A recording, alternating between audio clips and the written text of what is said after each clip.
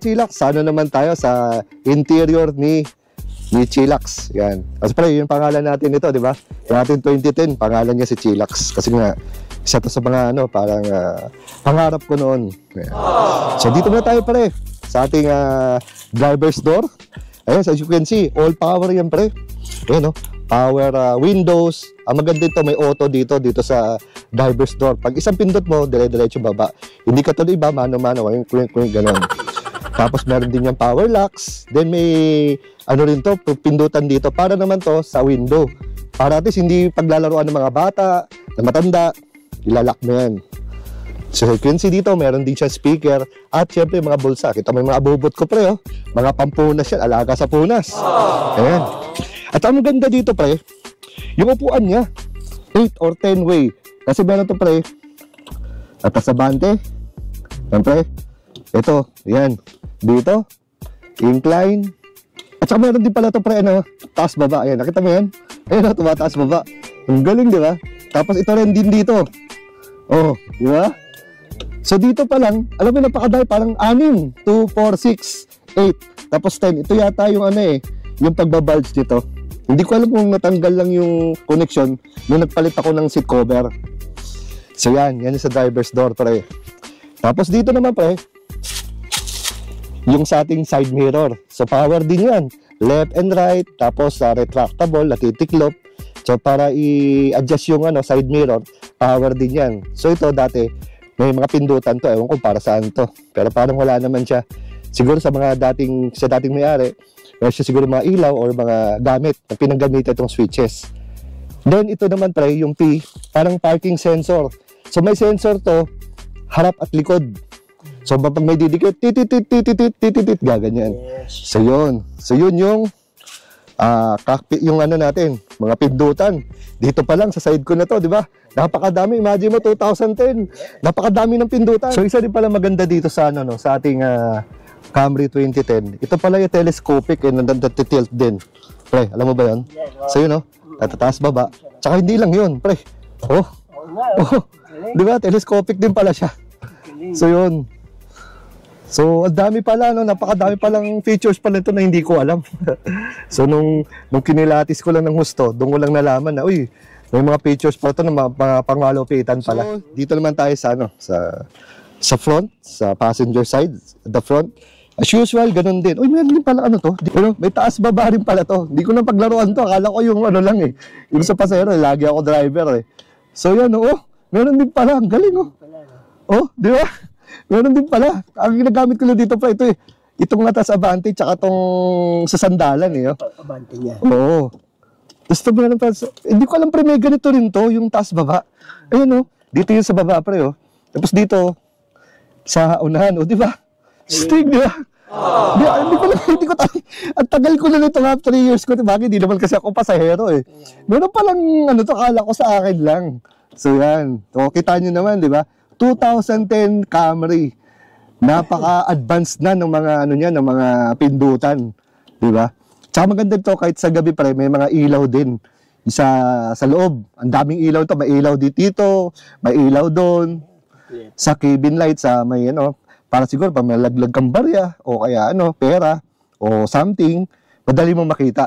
Pero syempre, ang isang nakikita kong disadvantage dyan, kaya ang daling malobat. Malobat yung ating ano, sasakyan. Lalo na pag hindi umaandar kasi ang dami ilaw eh. So dito naman tayo pre. Executive talaga yung dating eh. Yan. So dito naman tayo sa likod. As you can see, yan. May sarili tayong ano dito. Yung mga pasahero sa likod, may sariling Benz. Yan. So hindi ka makikipagagawa doon sa harapan. Kaya siguro gustong-gusto to ng mga politiko eh, no? Mga presidential, kasi mga presidential car yung mga ganito eh. Yes. Sasakyan ng mga senator, congressman. Then isa sa mga favorite ko dito ay yung kanyang center armrest sa likod. Ayan, meron din lalagyan. Pwede mo lagyan mga abubot mo. Ang maganda nito pre, may sarili kang charger. Ayun oh, cigarette socket. Ayan. Then, may mga pindutan siya pre. Pwede ito pre, ano, nakita mo yan? O, di ba? Naano rin yan pre. Naano rin to, na-adjust mo, parang ito sa akin. Ito pre, tingnan mo. Dito may tutok pre, yung camera. O, di ba? So, nai-incline to. So, depende sa gusto mong upo. Tapos dito sa likod, pwede mo rin makontrol yung temperature. Then, yung audio control pre ng head unit mo. So, upuan, head unit, and yung rear shade pre ito. Dahil ito yung motorized rear shade to eh. So, natataas baba. Tapos, siyempre, dahil gusto ko hindi mainip yung mga kids, nagpalagay na rin ako ng screen. So, may TV din. Yung napapanood ko, napapanood din nila. As usual, meron din tayong hawakan ng kamay dito. Then, meron ding sabitan. Okay, atid tayo ng kasal o ano. Ay, pre, may sakyan. Sarado mo na.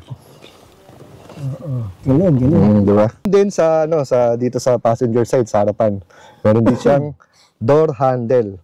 Ang kinaganda nito pre, dito sa unahan, ayan, meron din tayong lagayan na salamin, then may ilaw. Yan. Then pwede nating pindutin itong door. So ibig sabihin yan, iilaw yan pre pag may bukas na pintuan. May bukas yung pintuan natin kaya may ilaw siya. Then para kung ayaw mong masyado maggasto sa ilaw, patay mo lang yung off mo lang. Gamitin mo lang kasi parang ilaw sa loob. So, hindi lang yan. But wait, there's more. Meron ding ilaw dito, pre. Ayan. Yan ang ilaw dito. So, ganun din. May on and off. Yan. So, dito talaga sa loob, hindi ka talaga, pre, hindi ka madidiliman. Oo. Tapos dito, nakita mo, lawak din, di ba? Pwede mo lagayan, may mga speakers din tayo dito. Yung speakers ito, mga kachilax, hindi ko na pinalitan.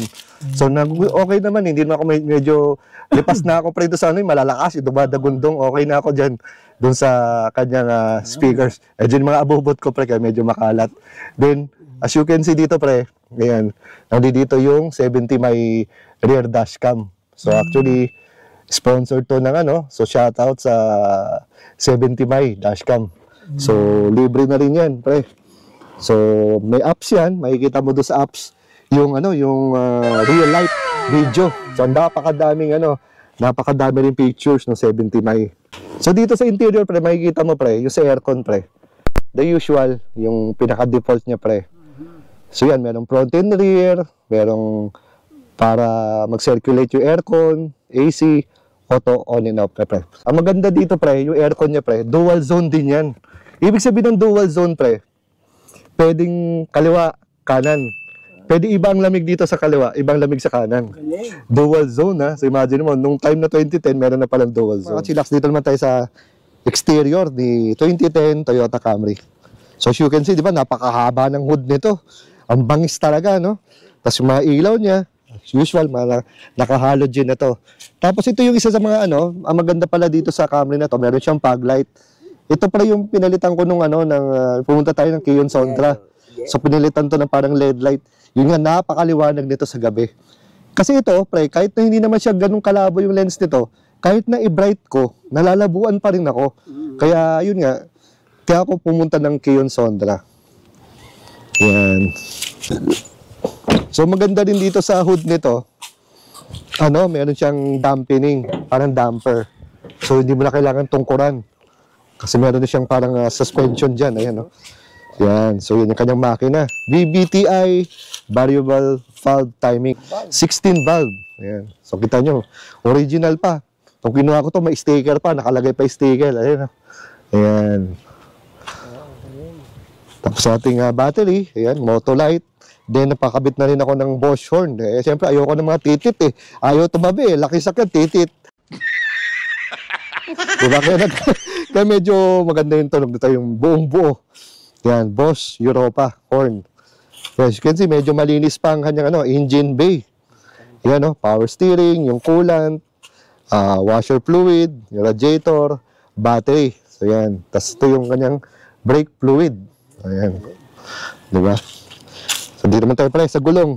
Yung mga gulong naman nito, ano ba sukat ng gulong nito ay sukat na to 215 by 60 R16. R16 to pre. Isa yun pre. Anong sukat doon? Ano yung sukat doon? So yan. Sin kahit pa paano, nagpalit na rin ako ng gulong. Diba? Bridgestone. Dito naman sa likod ay Westlake. Ayan. Kita nyo naman, nakapal pa ng mga gulong, diba? Westlake yan. So as you can see, disc brake, front and rear, naka-disc brake. Ayan. Ang pinakamaganda dito sa ano sa ating Camry ay napakaluwag ng oh. Nakita mo, napakaluwag dito. Ito pala ito yung nakalap ko. Oo, yan. Hindi ko pala ibalik sa'yo. Tama-tama. So, yan. Siyempre, oh, kita mo yan. Napakaluwag niyan. Siguro ilang, kahit balikbayan box pre, kasyang-kasya dito. Pag nag-grocery kami dito, 6 hanggang 7, kayang-kaya. Siguro mga 4 large, tapos mga medium. Siksik mo lang lahat dyan. Kasyang-kasya. Yun ang isa sa ginagustuhan ko sa sa compartment ng isang Camry. Kotse siya pero sa luwag kahit para siyang truck. Ang ganda ng kanyang ang kanyang likod. Ganito na yung sa generation na to. Ganito na yung ilaw ng Camry na to. Tapos ito reflector lang to pre.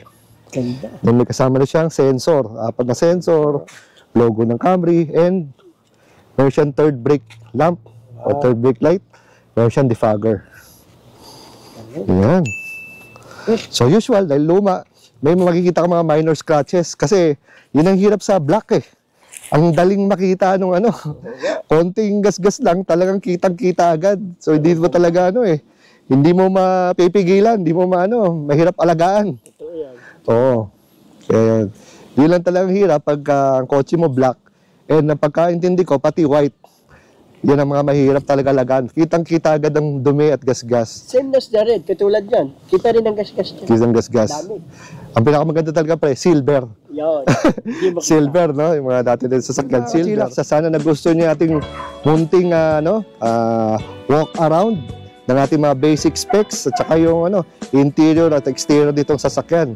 Sa susunod natin vlog, papakita natin yung aking test ride dito sa aking Chillax. Ayan. Kung paano ang kanyang performance, ang kanyang fuel efficiency. And yun nga, siguro labas tayo ng what I like and dislike about this car. At siyempre, hindi mawala tong partner ko. I'm here. Peter. Ayan. So yun. So till here, this is Well Skila. Ride safe and God bless.